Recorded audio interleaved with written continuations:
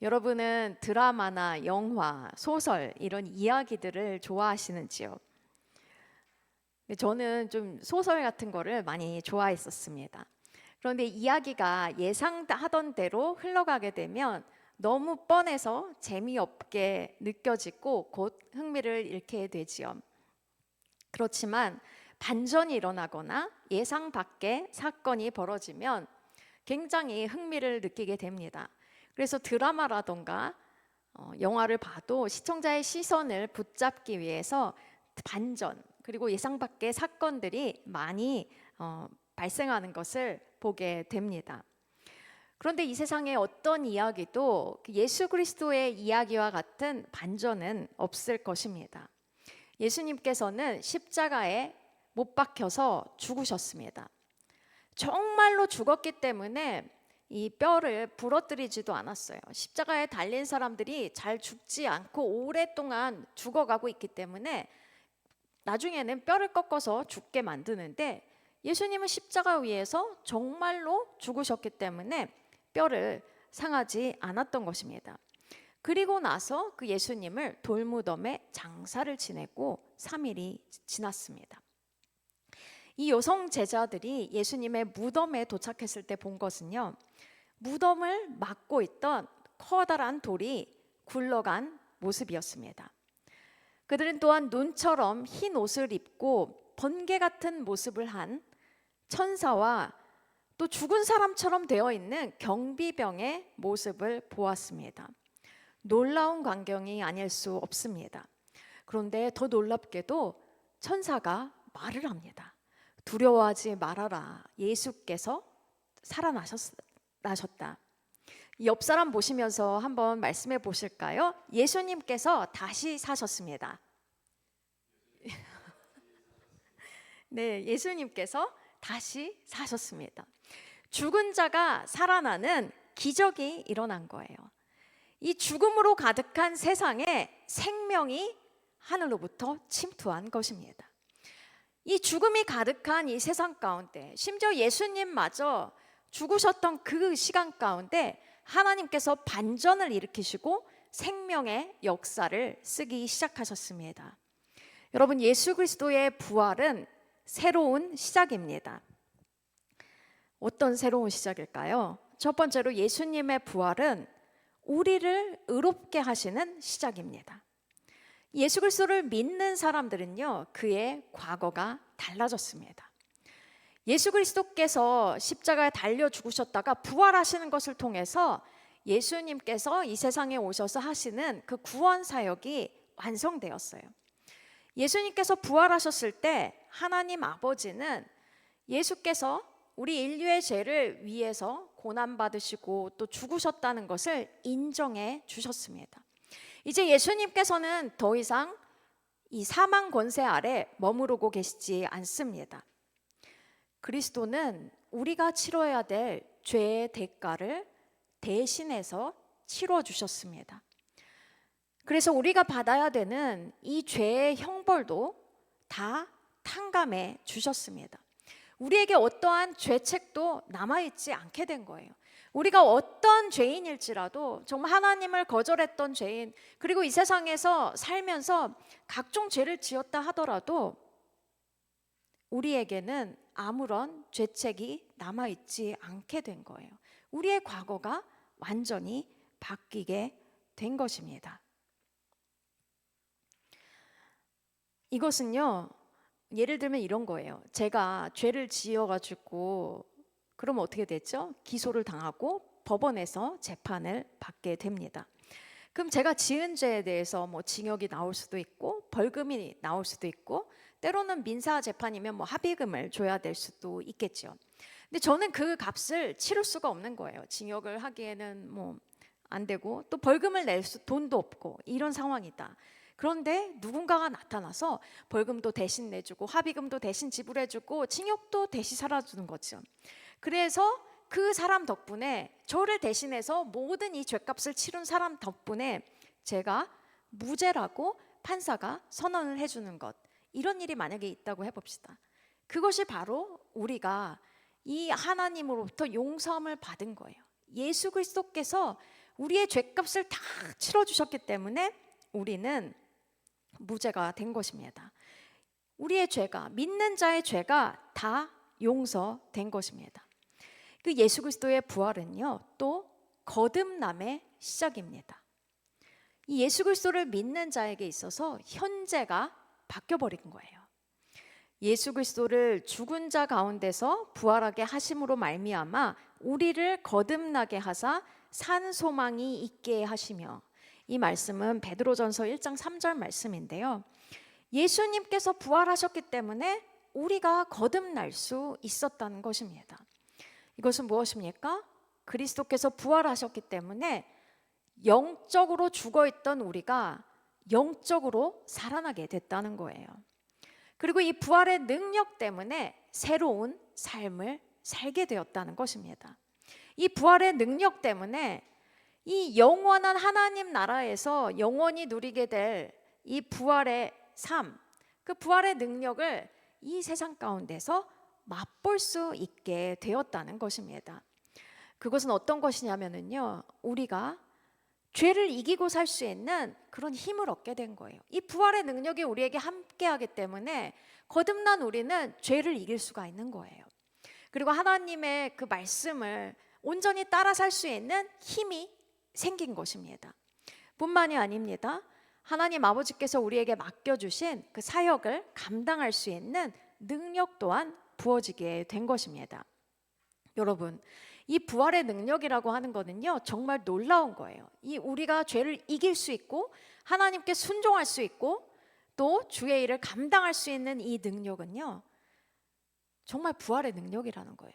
하나님께서 예수님을 죽은 자 가운데서 다시 살리신 바로 그 능력이라는 거예요. 그 같은 능력, 죽은 예수 그리스도를 다시 살리신 그 부활의 능력이 우리와 지금 함께 하게 됐다는 것입니다. 그 능력이 저와 여러분의 마음 가운데서, 영 안에서, 삶 가운데서 역동적으로 일하고 있다는 거예요. 우리가 이 부활의 능력을 의지하면 우리는 죄를 이길 수 있게 되는 거예요. 죄를 짓고 싶은 생각이 들 때 우리가 유혹에 넘어가지 않는 거예요. 대신 하나님, 예수님께서 이 죽음을 이기시고 사단의 권세를 이기셨습니다. 그 능력이 제 안에 있습니다. 믿습니다. 도와주십시오. 이렇게 기도할 때 우리는 죄를 이길 수 있게 되는 것입니다. 그리고 하나님을 기쁘시게 하는 삶을 살아갈 수 있게 되는 것입니다. 우리가 또 동일하게 주님, 제가 주님께 순종하고 싶습니다. 때로는 우리가 그것이 힘들게 느껴지고 지치는 것처럼 느껴질 그런 때에 주님, 그 부활의 능력이 제 안에 살아 역사하기 때문에 제가 끝까지 전심으로 주님께 순종할 수 있음을 믿습니다. 이렇게 기도할 때에 우리는 순종할 수 있게 되는 거예요. 이 순종은 하나님을 향한 우리의 사랑의 고백이고 믿음의 표현이죠. 근데 그것이 바로 우리에게 역사하는 부활의 능력으로 가능하다는 것입니다. 여러분, 우리가 주님의 일을 할 때 어떠합니까? 나는 정말 능력이 있으니까, 좋은 학위를 받았으니까 주님을 열심히 섬길 수 있고 교회 사역도 잘할 수 있고 봉사도 열심히 잘할 수 있습니다. 이렇게 말할 수 있는 사람은 아무도 없을 거예요. 날마다 주님 앞에서 주님, 저는 힘이 없습니다. 이 잔을 내게서 옮기소서, 이런 고백이 절로 나올 것입니다. 그런데 그때 우리가 믿는 거죠. 다시 한번 붙잡는 거예요. 정말 나는 죽은 자와 같이 아무 능력이 없지만 예수 그리스도를 다시 살리신 그 하나님의 부활의 능력이 나와 함께 합니다. 제가 그 능력이 내 안에서 역사하심을 믿습니다 하고 그것을 의지할 때 바로 우리는 우리의 힘이 아니라 하나님 아버지의 능력으로 하나님의 일을 감당할 수 있게 됩니다. 우리가 그렇게 죄를 이기고 하나님께 순종하며 그리고 하나님의 일을 감당할 수 있는 그런 사람들이 되기를 예수 그리스도의 이름으로 축복합니다. 이렇게 우리의 과거가 달라지고 죄를 용서받음으로 과거가 달라졌죠. 부활의 능력이 역사하시면서 우리가 거듭난 사람으로서 정말 그 능력 가운데 같이 주님을 섬길 수 있어요. 근데 그것만 달라지는 것이 아닙니다. 우리의 미래도 달라졌습니다. 예수 그리스도의 부활은요, 바로 저와 여러분의 부활입니다. 예수님은 잠자는 자들의 첫 열매래요. 이 첫 열매, 이게 어떤 의미냐면요, 곡식을 기르는데요, 어떤 열매가 맺혔어요. 그럼 그 열매를 보면 그 다음에 맺힐 다른 열매들도 이 첫 번째 열매와 똑같다는 거예요. 제가 전에 토마토를 길러봤는데요, 토마토가 한 알이 열렸는데 정말 맛있더라고요. 그 다음도 계속해서 맛있는 토마토가 열렸습니다. 바로 그런 거예요. 예수님께서 잠자는 자들의 첫 열매가 되신 것, 부활의 첫 열매가 되신 거는요, 바로 저와 여러분이 부활하게 될 것을 보여주고 있는 것입니다. 저와 여러분은 그리스도께서 부활하신 것처럼 부활하게 될 것입니다. 예수님께서 재림하실 때, 그때 하나님께서 모든 죽은 자를 살리시고 주님 앞에 데려오실 거예요. 바로 그 일이 저와 여러분에게 일어나는 거죠. 불신자들은 지옥에서 영원을 보내게 될 것입니다. 그런데 저와 여러분처럼 예수 그리스도를 믿는 사람들은 그리스도와 함께 하나님 나라에서 영원히 살게 될 것입니다. 이 우리가 부활을 믿기 때문에, 정말 하나님께서 우리에게 영원한 생명을 주셨음을 믿기 때문에 우리는 죽음을 두려워하지 않습니다. 이 세상이 끝나는 날, 혹은 우리가 죽는 날이 기쁨의 날이 되는 거예요. 어떤 분이 그렇게 말씀하셨다고 하더라고요. 그 날은 내가 죽어서 이 세상을 그냥 떠나는 날이 아니라 나의 주소지가 이 지상에서 천국으로 옮겨지는 날입니다. 믿으십니까? 여러분들이 바로 예수 그리스도와 함께, 예수 그리스도께서 부활하신 것처럼 부활해서 영원히 함께 사는 그 기쁨의 날을 맞이하게 되실 거라는 것입니다. 그렇습니다. 우리가 예수 그리스도의 부활로 우리 예수 그리스도를 믿는 사람들의 과거와 현재와 미래가 달라졌습니다. 우리의 삶이 완전히 바뀌게 된 것입니다.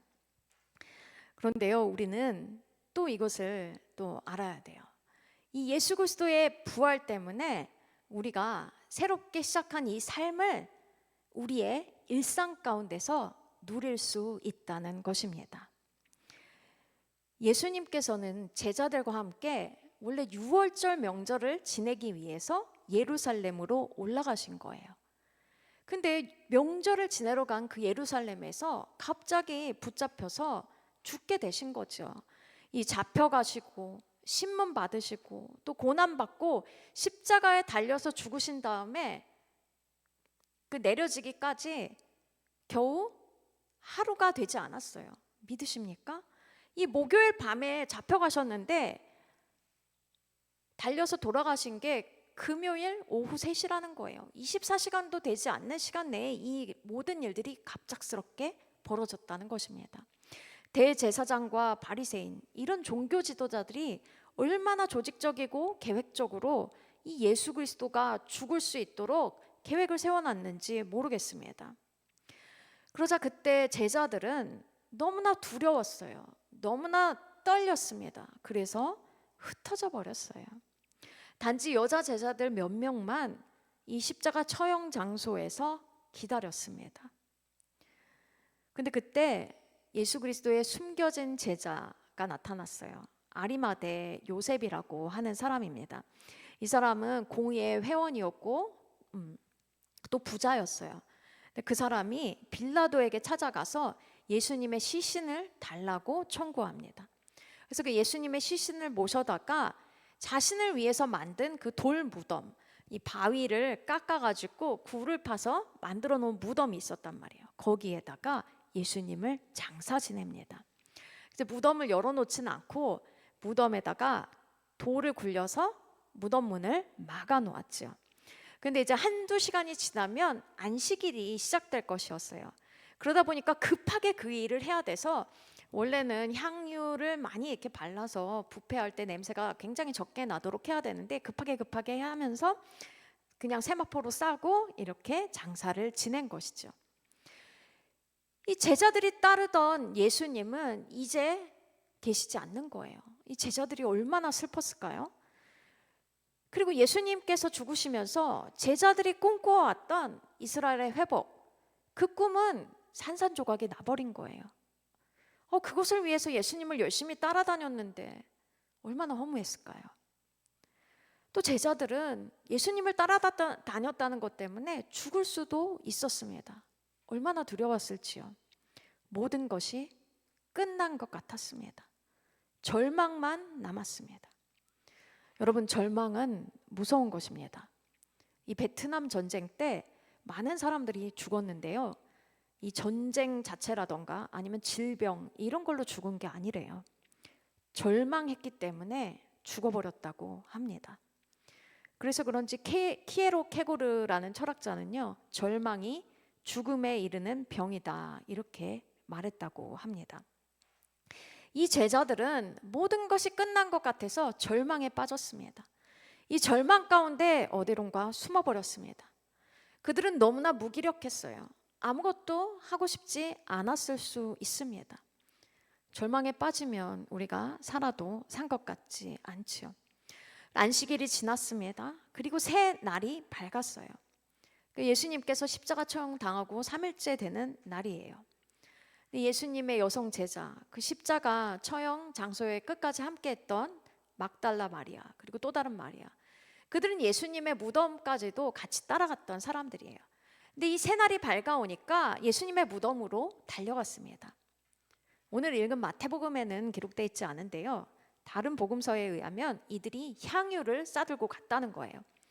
유대 지방에서는 시신에다가 향유를 꼭 발랐다고 해요. 그래야 냄새가 줄어드니까요. 근데 예수님께서 갑자기 죽으시고 안식일이 다가왔기 때문에 향유를 충분히 바른 것이 생각이 난 거죠. 그게 마음이 안 좋았겠죠. 그러니까 늦게라도 향유를 바르려고 했던 것입니다. 상점이 열리자마자 급하게 향유를 사들고 갔을 거예요. 이 여자 제자들은요, 절망에 빠져서 무기력하게 있었던 것이 아니에요. 그냥 손 놓고 있었던 것이 아닙니다. 자기들이 원래 여자들이 누군가 가까운 사람이 죽으면 향유를 바르고 세마포로 싸는 것이 관습이었어요. 그 관습대로 행하고자 했던 것이죠. 이 절망 속에서 그들의 일상의 삶을 그냥 놓아버린 것이 아니라 일상의 삶을 살기로 결정하고 살아낸 것입니다. 여러분, 기적은 일상을 살아낼 때 찾아옵니다. 예수님께서 다시 살아나셨어요. 이 그들이 찾아갔을 때 무덤이 열려 있고 천사가 나타나서 예수님께서 부활하셨다고 말하는 것을 듣게 된 것이죠. 여자들은 너무나 두려우면서도 기뻤습니다. 그래서 제자들에게 이 기쁜 소식을 알리기 위해서 재빨리 달려갔습니다. 여러분의 일상생활 가운데서 그 밥을 꼭 드시죠. 하루 2끼를 드시건 3끼를 드시건 4끼를 드시건 드십니다. 그런 것처럼 우리는 개인적으로 하나님께 나아가서 하나님과 꼭 교제하는 시간을 확보해야 하지요. 근데 때로는 우리의 인생 가운데 그렇게 주님과 늘 교제하고 있는데도 어려움이 찾아오기도 하고 절망을 느낄 때가 있습니다. 그럴 때는 어떻게 하십니까? 어떤 사람들은요, 그때 자기 믿음이 드러나요. 너무 절망과 어려움이 찾아오면 평소에 하던 기도도 안 하고 절망과 무력감 속에 아무것도 하지 않고 숨어버리기도 합니다. 그런데 그럴 때일수록 우리는 믿음을 발휘해야 돼요. 삼위일체 하나님께 나아가야 합니다. 하나님께서 우리를 만나주시고 우리 삶에 개입해 주시고 우리의 문제를 해결해 주시고 우리를 절망의 구렁텅이에서 건져주시기를 구해야 되는 거예요. 가만히 우리가 무력하게 있으면 그냥 속절없이 시간만 흘러가고 시간을 무지하게 낭비하게 됩니다. 근데 우리가 하나님을 찾고 구하기 위해서 일상의 삶을 잠깐 멈출 수 있습니다. 어떤 경우에는 나의 문제를 놓고 기도원에 가야 되겠다. 그래서 아예 다 막 휴가를 내고 기도원에 가서 기도를 하기도 하죠. 어떤 때는 영적인 집회에 참여해서 주님의 임재 가운데 머무르고 더 많이 이렇게 주님의 안식을 누리려고 하기도 합니다. 어떤 사람들은 너무 간절해서 금식을 하기도 하지요. 이렇게 일상을 멈추고 주님께 가까이 나아가는 일이 우리의 어려움이 다가왔을 때 꼭 필요해요. 주님께 집중하는 시간이 평소보다 많이 필요합니다. 그런데요, 그렇게 주님 앞에 머무르고 난 다음에는 꼭 우리가 다시 일상으로 돌아가야 합니다. 그 일상 가운데서 우리가 맡은 우리의 삶의 여러 가지 일들을 충실하게 해내야 하는 것입니다. 근데 또 어떤 사람들은요, 절망이 찾아오고 어려움이 찾아올 때 또 일상을 멈추고 주님 앞에 나아가는 건 잘해요. 근데 다시 일상으로 돌아가지 않고 여기가 좋사오니 이러면서 계속 교회 안에만 머무른다던가 기도원에만 머무르기를 원하는 그런 사람도 있습니다. 자기가 이 세상에서 실제적으로 해야 될 일들을 아예 미뤄두기도 하는 것이죠. 근데 그것은요, 진짜 하나님 앞에 나아갔다기보다는 그냥 교회 안, 기도원 안, 종교 안으로 숨어버린 것일 수도 있습니다. 그것은 바른 태도가 아니에요. 이 여자 제자들은 절망스러웠지만 안식일을 보내고 나서 다시 일상의 삶으로 돌아갔습니다.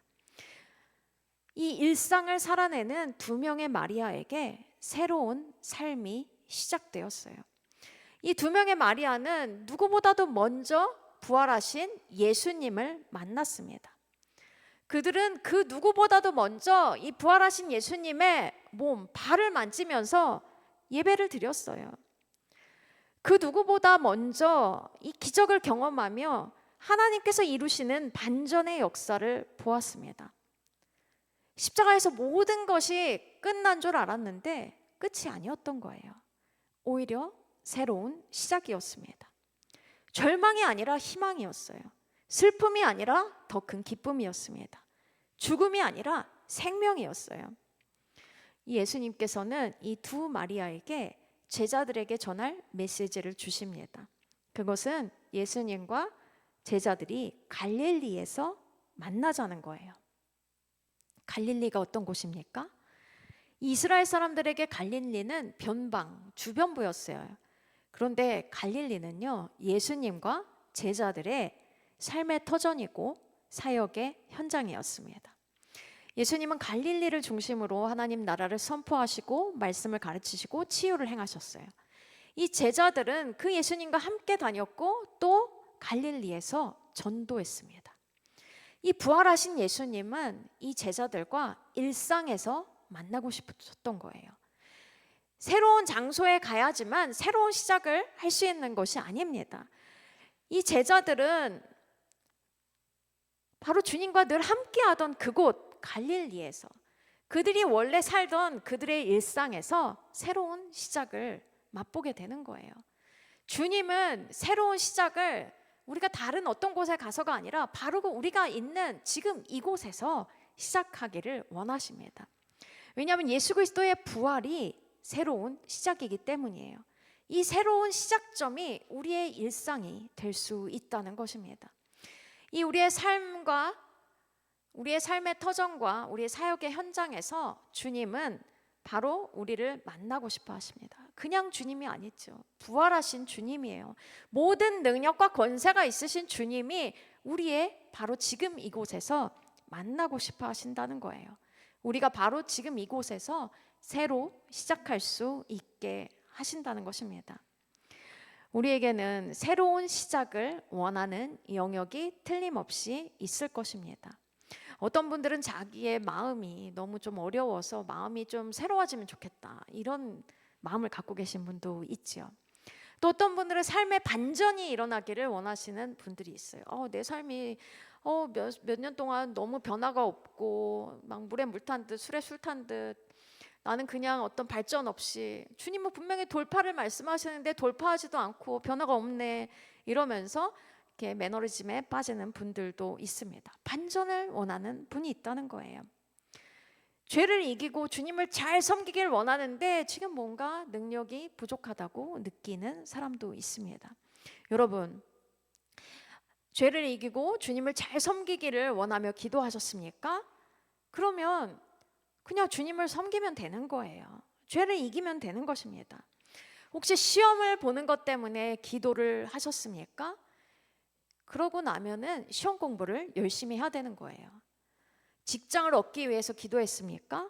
그러면 직장을 구하기 위해서 열심히 구직 사이트를 찾아야 돼요. 그리고 필요한 자격을 얻기 위해서 열심히 노력해야 하는 것입니다. 질병이 낫기 위해서 기도하는 분들도 있어요. 그런데 마치 산팔병자처럼 천사가 와서 물을 이렇게 흔들어서 물이 움직이게 만들 때까지 기다리는 사람처럼 주님 저를 낫게 해주십시오 하면서 가만히 있는 분들이 있어요. 그게 아니라 몸이 움직이지 않았던 부분이 있다면 그것이 잘 움직이는지 이렇게 움직여 봐야 하는 것입니다. 잘 안 될 것 같고 아픈 것 같아도 기도했으면 믿음으로 행동해야 되는 것입니다. 어떤 분들은 재정 때문에 기도를 하죠. 그러면 직장을 구해서 일을 해야 하는 것입니다. 여러분, 우리가 주님 앞에 나아가서 기도하고 간구를 합니까? 그 다음에는 우리의 일상의 삶을 충실히 살아야 하는 것입니다.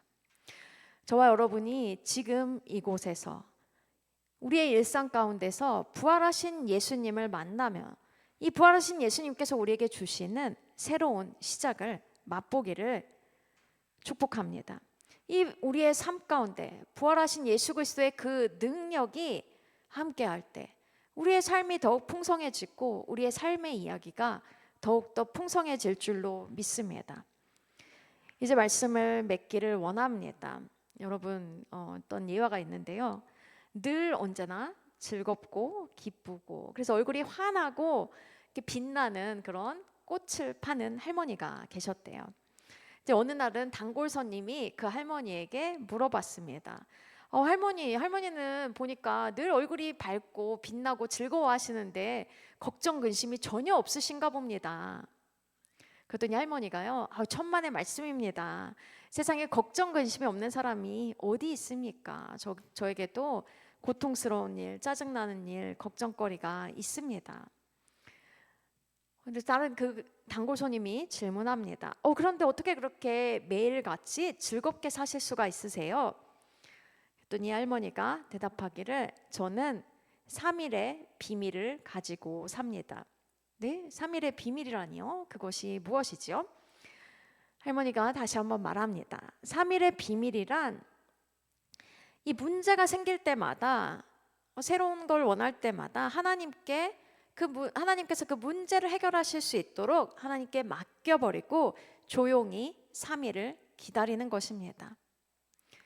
성경에서 말씀하신 대로 예수님께서 무덤에서 3일 만에 부활하신 것처럼 이 문제가 해결되는데 3일이면 충분합니다. 때로는 숫자 그대로 3일이 아닐 수도 있어요. 더 짧게 걸리기도 하고 더 길게 걸리기도 합니다. 그렇지만 이 부활의 원리는 동일합니다. 그래서 저는 어떤 암흑과 같은 고난이 와도 이 3일 후에 언제나 빛이 찾아온다는 것, 주님께서 새롭게 하신다는 것을 알기 때문에 늘 즐겁기만 합니다. 이렇게 고백했다고 해요. 여러분, 저와 여러분이 어떻습니까? 저와 여러분이 예수 그리스도의 그 부활의 능력, 모든 것을 맡기고 주님께 맡기고 기다리면 주님께서 해결해 주신 것을 알고 주님께서 새롭게 시작해 주시는 것을 알고 기다리고 계십니까? 여러분, 우리가 주 앞에 그런 믿음으로 나아가는 사람이 되기를 원합니다. 부활의 능력으로 우리 안에서 역사하시는 바로 그 하나님을 기대하기를 원합니다. 우리에게 새로운 삶을 시작하게 하시고 또 우리 삶에 반전을 일으키시며 우리가 돌파할 수 있도록 하는 그 하나님을 만나는 저와 여러분이 되기를 원합니다. 우리의 일상 가운데서 정말 부활의 능력으로 역사하시는 그 주님을 기대하는 저와 여러분이 되기를 예수님의 이름으로 축복합니다. 저와 여러분이 이제 함께 기도하실 때 예수 그리스도의 그 죽으심과 부활에 감사를 드립시다. 그리고 그리스도의 부활로 인해서 우리의 과거와 현재와 미래가 바뀌었음을 인해서 감사를 드립시다. 그리고 우리가 이 땅에 살면서 죄를 이기고 순종하고 또 하나님의 일을 감당할 수 있음을 인해서 감사하고 또 그것을 더 구하기를 원합니다. 뿐만 아니라 우리의 일상 가운데 주님을 초청하기를 원합니다. 부활의 능력으로 임하셔서 막혔던 재정의 문이 열리게 하시옵소서. 직장과 학업을 위한 시험의 문이 잘 통과될 수 있도록 하옵소서. 질병이 완전히 떠나가게 하옵소서. 이것을 위해서 우리가 함께 기도하겠습니다.